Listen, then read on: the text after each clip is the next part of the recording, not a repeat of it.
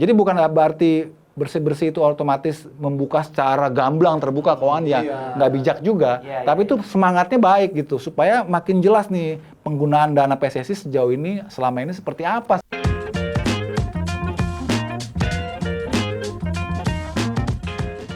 Welcome back to Discord. Diskusi olahraga bareng Rais dan Donzo. Oke, masih bareng pandit kontroversial kita. Gimana Bang Yuke yang merupakan banyak jadi komentator Liga Indonesia juga ya? Ya. Jadi kali ini kita mau bahas PSSI dan Liga 1 nih, Is. Kan ada yang bilang kerjaan lu cuma ngomong doang. Ya masa gue juggling? Gue freestyler dong kalau kayak gitu ya kan. Emang kita ngomong doang, ngomongin bola, kritik, dan juga segala macam. Makanya datengin Bang Yuke, di mana gue mencoba untuk menggali, mengulik. Selain itu juga pengalaman lu sebagai wartawan juga kan. Pasti kan A1 semua ya kan, itu terkait dengan grup WhatsApp yang lain. Nah, dan belum lama ini Ketua Umum PSSI kita, Bapak Erick Thohir, tiba-tiba mengatakan bahwa terkait dengan ini ya, hadiah juara ya, juara kan nggak ada, dan itu kan sudah disepakati dari tahun 2018, langsung dikasih 2M dari Pak Eriknya ya. Nah itu dan dia mau mengaudit. Wah gila, ini kayaknya gue pernah dengar kata audit ini di PSSI juga udah lama tapi nggak kejadian.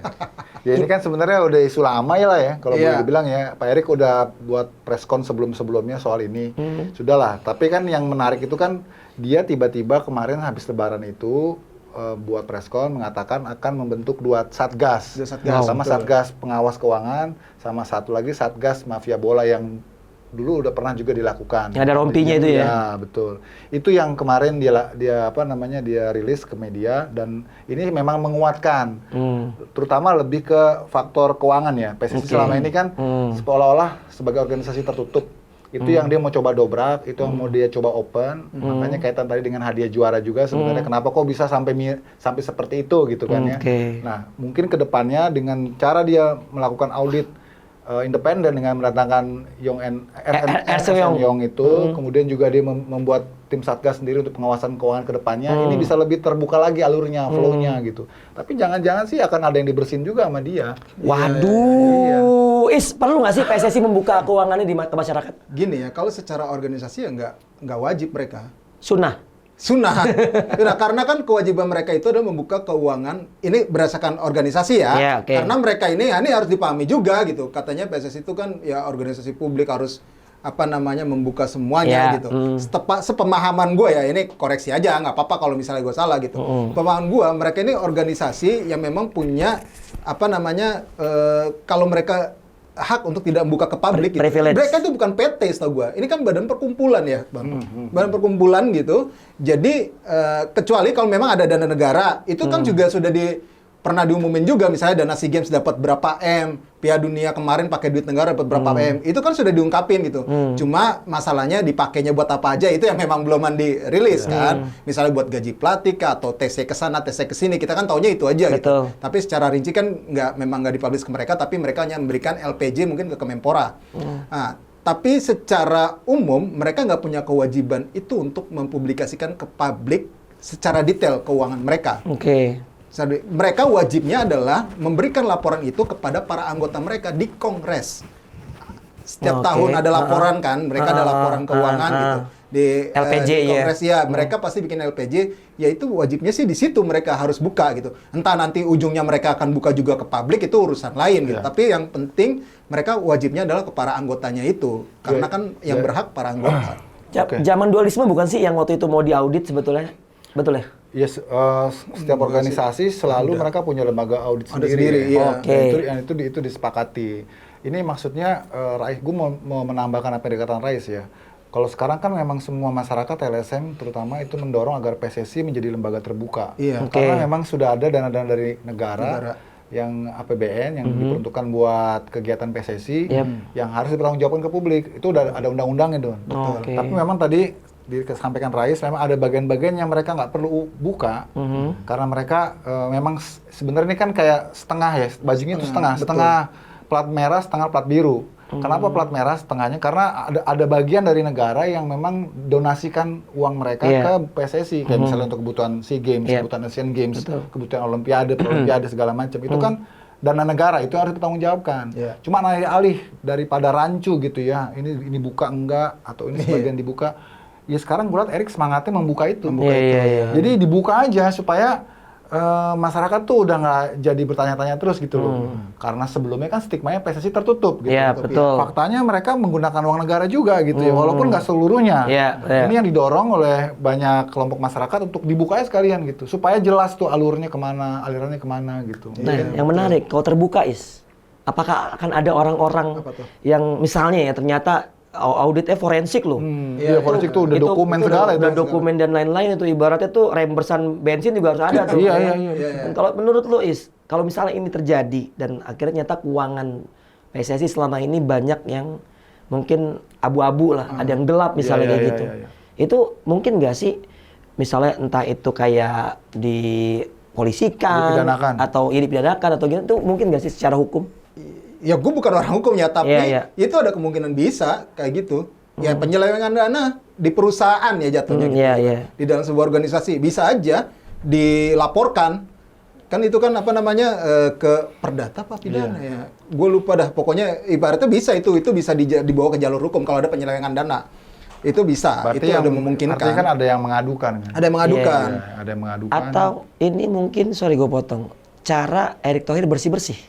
Iya. Ini bagian dari, kalaupun misalnya nanti ketahuan kan, ini banyak banget tikusnya di dalam kan, banyak banget penyalahgunaan anggaran yang nggak jelas pertanggungjawabannya. Dia mungkin, tadi Rais bilang, bisa aja kita mengadukan gitu ya, ke pidana gitu, karena ada penyelewengan, melaporkan gitu kan, itu bisa. Tapi gue lihat Erik nggak kayak gitu. Padahal dia minta lu mundur aja. Halus mainnya. Itu bagian dari pembersihan juga kan. Yang gue tangkap kan di sini semangat yang penting sih. Benar. Dan masyarakat kan pengen itunya, semangatnya itu. Ayo dong. Jadi bukan berarti bersih-bersih itu otomatis membuka secara gamblang terbuka keuangan, nggak bijak juga. Tapi itu semangatnya baik gitu, supaya makin jelas nih penggunaan dana PSSI sejauh ini selama ini seperti apa, efektif nggak ya gitu. Karena kan itu kan gara-gara ke-trigger yang tadi gue bilang ya, masalah PSM juara nggak ada hadiahnya, terus H-3 Lebaran pemain Instastory, ya kan, pemain-pemain PSM. Tapi gue juga bingung sih Don soal ini ya gitu. Pemain PSM misalnya ada pemain gitu, kok nggak ada ruang hadiah gitu apa segala macam. Ini berarti nggak tersampaikan sama manajemennya. Informasi ini. Emang sejak 2018 ya nggak ada hadiah? Ya, gue lupa ya sejak tahun berapa. Katanya 2018 ya masalah. Iya, kayaknya yang pas Persija juara deh. Iya, jadi tapi memang ini sudah ada kesepakatan yang memang sudah disepakati klub dengan PT LIB itu kan dialihkan dana juara itu bentuknya adalah hak komersialisasi. Gue juga ya subsidi lah bahasanya gitu kepada klub yang sudah dialihkan ke situ. Gue lupa apakah diterapin lagi ada perbedaan ketika yang banyak ditayangin di jam prime time itu ada lagi bedanya gitu, ada tambahan nilai lagi. Yang gue ingat adalah ketika lo berhasil membentuk tim Elite Pro Academy ada tambahan dana memang yang dikasih di situ. Jadi kalau lo nggak ikut Elite Pro Academy, lo nggak dikasih tuh dana komersialisasi atau subsidi itu gitu sama PT LIB. Nah ini yang mungkin tidak tersampaikan juga mungkin dari manajemennya, ya lo pemain gak usah tahu lah, mungkin gitu. Ibaratnya duitnya yang penting lo kan gua gaji gitu. Mungkin ada kayak gitu, tapi yang jelas memang ini sudah ada kesepakatan sebenarnya. Gue juga bingung kenapa jadi rame gitu. Atau mungkin manajemen PSM juga kaget juara ya. Iya bener kan? Karena kan mereka tim yang tidak diprediksi siapapun ya kan, kecuali mereka sendiri yang yakin tetap juara. Dan itu kan sebuah kejutan. Ini kisahnya walaupun PSM nama besar ya. Tapi gua teman-teman gue yang pengamat-pengamat sepak bola tuh nggak ada yang menjalankan dari awal, selalu Bali United, Persib dan Persija itu yang tiga itu saat itu. Nah, ada dua satgas tadi Bang Yuke bilang, ada satgas pengawas keuangan ya, satgas mafia bola, mafia bola dan juga satgas pengawas keuangan. Nah ini urutannya akan seperti apa dan kira-kira seperti apa sih cara kerja mereka? Ya pasti kalau satgas ini, kalau nggak salah kalau satgas dari pengawas keuangan itu Pak Erik udah rilis namanya deh, gue lupa. Dia buat preskon di PSSI, kemudian disebut namanya. Itu sudah definitif, sudah terbentuk. Kalau Satgas Mafia Bola, tentu dia akan berkoordinasi dengan Kapolri untuk kembali menghidupkan petugas-petugasnya dan job desk-nya juga seperti apa gitu kan. Ini kaitannya sama rencana musim ke depan kan, yang sebentar lagi akan dimulai bulan Juli ya. Kabarnya Juli. Dia minta bahkan 1 Juli harus kick off. 1 Juli harus kick off. Karena dia dalam preskon itu dia sudah beberkan tentang agenda timnas ke depan yang sangat padat. Jadi kalau nggak dimajuin kick off liganya ini akan molor jauh gitu. Dengan semangat itu makanya dia sekarang bentuklah satgas-satgas itu supaya cepat kerjanya dilakukan lebih awal lagi. Gitu. Iya.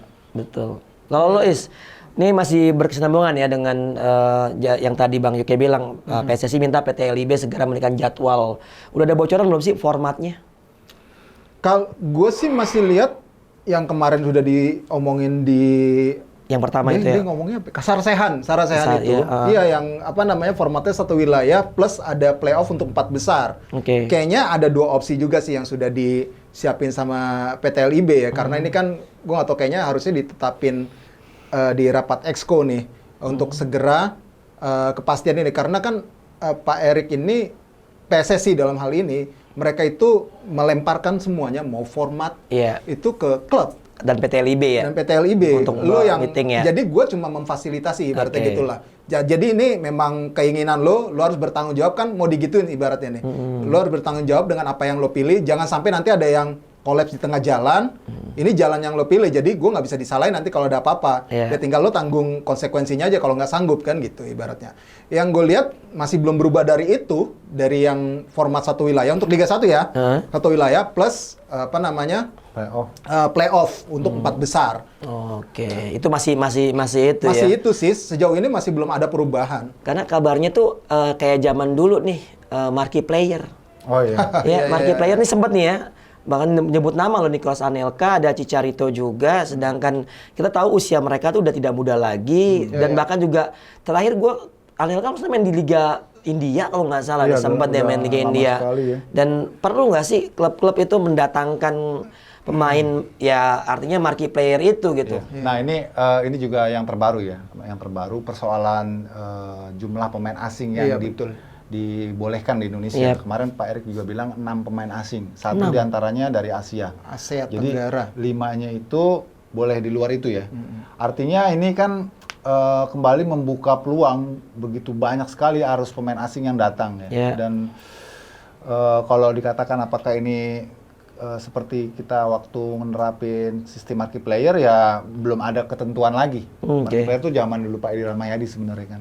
Sekarang nggak ada. Cuma kalau lihat dari angka-angkanya kan udah nyebut nama aja udah kelihatan pasti angkanya beda sendiri Don. Betul. Nicholas Anelka, Chicharito ataupun siapapun itu kan udah diserahkan lah ke masing-masing manajemen. Cuma gini maksud gua, kalau ini nggak dibuat batasan, dilepas begitu aja semua, ini juga akan membuat disparitas yang jauh antara tim kaya dengan tim miskin gitu.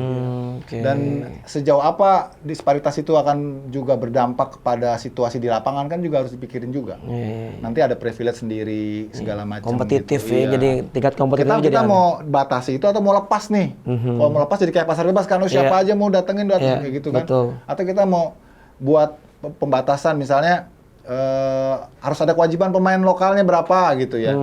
Jadi supaya ini kita benar-benar tetap jadi Liga Indonesia begitu, bukan jadi Liga asing gitu kan. Kalau kita ngikutin Asia, AFC bilang 6 pemain asing semua ya lu gila aja tuh. Jadi benar-benar tuh slot buat pemain-pemain dalam negeri ya makin terbatas gitu.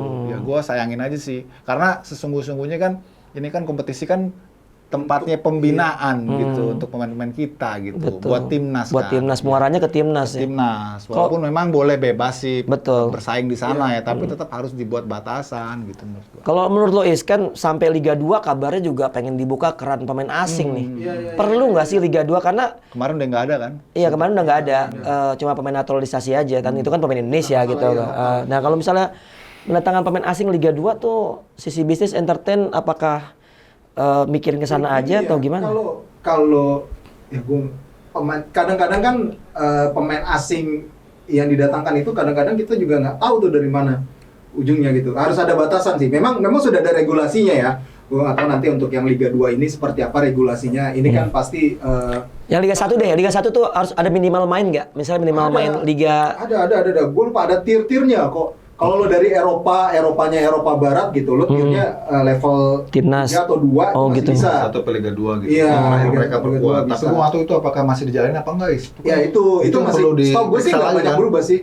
so gue nggak banyak bro. Misal dari Afrika juga tuh, lu juga kayak gimana? Ada negara-negara yang juga masuk daftar hitam, itu juga nggak bisa gitu. Itu kan sudah daftar hitam tuh karena mereka apa di ban juga gitu. Ya misalnya mereka udah main di sini 2 musim, terus mereka harus pulang dulu. Kan dulu gitu udah 2 musim, mereka harus pulang dulu, main dulu di sana.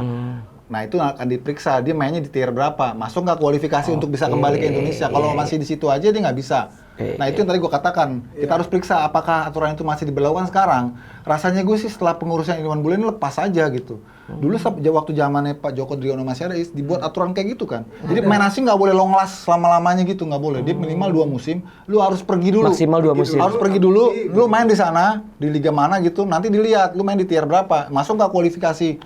Pemain ini bisa masuk ke dalam. Jadi kualitas terjaga ya? Iya, kalau sekarang dilepas gitu aja pemain asingnya. Nggak ada batasan, nggak ada aturan regulasi mereka harus keluar dulu atau mereka harus ningkatin levelnya di luar. Ya, yang main itu aja.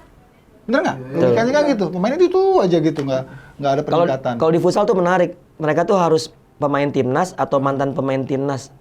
Mau level junior atau apapun. Jadi yang datang ke Indonesia tuh emang betul-betul secara kualitas oke ya. Walaupun ada beberapa yang misalnya tim nasional negara Eropa Timur ya sama Indonesia beda-beda tipis lah gitu. Kalau di futsal gitu. Karena kan menyangkut tadi lagi tuh kompetitif ntar klub kaya bisa datengin ini segala macam. Secara bisnis mungkin oke lah gitu. Tapi kalau secara buat jadi ini kaitannya juga balik lagi ke klub sendiri sih. Karena ini suaranya ini gue yakin sih dari klub minta gitu. Jadi tinggal bagaimana klub itu bisa bertanggung jawab. Sebenarnya kan Liga 2 ini juga masih banyak yang kolaps di tengah jalan gitu. Yang pas-pasan dananya gitu. Ya bisa jadi nggak semuanya juga. Ntar jangan-jangan maksain. Akhirnya datangin pemain asing yang nggak tahu dari mana gitu. Terus mending kalau dibayar, dibayar nambahin problem. FIFA lagi ya kan, pengadilan lagi gitu yang kerja. Nah ini kan harus dipikirin matang juga.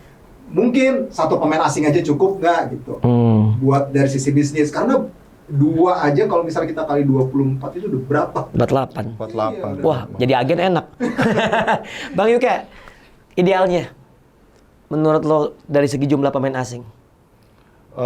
Seperti yang sekarang aja 3 non Asia, 1 Asia. 3 non Asia, 1 Asia. Terus yang Liga 2 biarin dengan tanpa pemain asing. Supaya di situ ya banyak pemain-pemain yang ditempa ya. Bibit-bibit yang bisa kita lihat yang mungkin mereka punya kualifikasi naik musim berikutnya gitu. Jangan lagi dicampur sama pemain asing, kasihan menurut gue sih. Karena yang bermain di Liga 1 kan pemain lokal juga nggak banyak. Kalau di jumlah berapa ratus sih paling. Dan Liga 2 lah tempatnya buat mereka mengasah diri sebenarnya. Karena jumlah kontestannya lebih banyak, 28 sih. Iya, 28. Kan kalau Liga 1 cuma 18 gitu. Itu sih maksud gue. Kalau Lois? Ya gue sepakat jangan ditambah lagi untuk pemain asing jumlahnya ya di Liga 1 dan 3+1 seperti sekarang. Toh kalaupun ada yang ke Asia ya udah tetap bisa kok kita kan bisa tuh levelnya. Iya bisa ada apa? Piala AFC gitu. Pinjam pemain kan dari Piala AFC gitu. Terus apa namanya di Liga 2 ya benar. Udah cukup pemain lokal sih gue kayaknya belum dulu lah sampai benar-benar settle ya gitu. Gue sih ngeliatnya gitu. Ini kan mungkin gue ngeliat mungkin pandangan klub ini karena kita ada PT baru, operator baru, kita juga ingin membuktikan secara bisnis ini bisa langsung oke gitu. Mungkin dengan pemain asing ini bisa men-trigger gitu. Tapi kalau gue ngeliat sih mendingan ya udah dibikin settle dulu nih format kompetisinya biar jalan dulu semuanya ngikut jadi naiknya nih bareng gitu loh. Jangan sampai ada cuma 1 klub doang yang bisa naik jauh ya tadi perbedaan levelnya malah kualitasnya jadi jomplang gitu. Jadi kompetisi jadi nggak enak lagi dilihat ya. Dan ya itu yang harus dipikirin gue sih sementara ini ya. Terus sementara ini gue rasa cukup pemain lokal walaupun di ASEAN ada beberapa mungkin memang kayak Thailand kan ada pakai pemain asing gitu di Malaysia juga pakai pemain asing. Tapi kita kalau gue ngelihatnya jangan dulu deh untuk musim ini gitu. Tapi mungkin nggak sih ada indikasi bahwa ini juga bisikan dari para agen supaya banyak pastilah. Pastilah. Kan kalau gini agen yang untung. Iya, karena kan perputaran duit ada di sana gitu. Oke, Scorer. Itu aja pembahasan kita terkait dengan agen. Yang pasti jangan lupa like, comment, share, and subscribe YouTube channel Skor Indonesia karena tentunya banyak konten-konten yang bakal viral di sini. Ya, tapi tolong ya komennya yang asoy lah gitu. Kalaupun mau head speech tapi yang berkelas dikit atau dateng diskusi. Oh iya, waktu itu ada yang ini ya. Ada ya. Bisa ada nanti kita ajak ke sini. Iyalah ya. Ini Ketemu, sekali-sekali ya. kita ngobrol Sekali-sekali gitu. ya. Gue penasaran juga, pengen tahu kalau misalnya kita dibilang kebanyakan omong, ya gue pengen tahu dia Nggak ngomongnya apa-apa, gimana iya, gitu. diskusi. Maksud gua di sini bukan mencari pembenaran juga sih sebenarnya kan. Kita Setuju. juga pengen menyediakan ruang gitu langsung mungkin Iya. buat teman-teman ya daripada lo ketik-ketik doang ya mungkin bisa ngomong gitu di Iya, sini. iya, Kita- iya. Aman kok, kita baik semua kok. Cuma Rai suka jilat. Oke, gue dari Zola. Gua Rakatan. UK. Ciao.